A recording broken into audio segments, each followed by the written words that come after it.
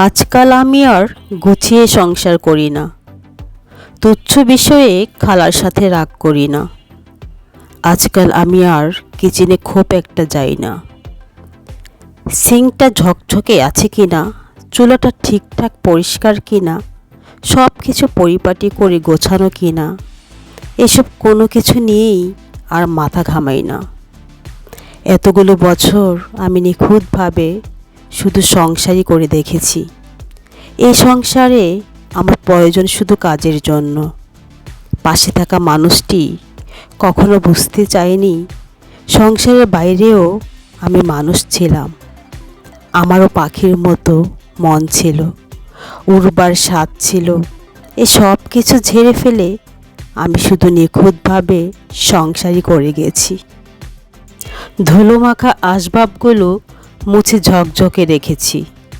রান্নায় নানান পদ আগ্রহ ভরে রেঁধেছি, কিন্তু এসবের কোনো মূল্যই কোনো কালে ছিল না, না পাশের মানুষটির কাছে।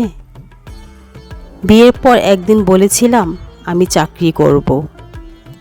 সে মেজাজ করে বলেছিল, চাকরির কি দরকার, গুছিয়ে সংসার করো। তারপর থেকে আমি সংসারটাই করে গেছি মন দিয়ে, আর নিজের ভেতর একটু একটু করে মরে গেছি।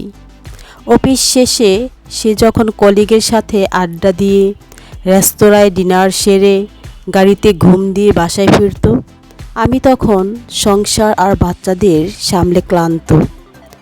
আলুথালু চেহারা, উস্কো খুস্কো চুল, চোখের নিচে এক হাত কালি। নিজেকে পরিপাটি করে রাখার সময় কোথায় আমার? সে তখন ফ্রেশ হয়ে ঘুমাতে যায়।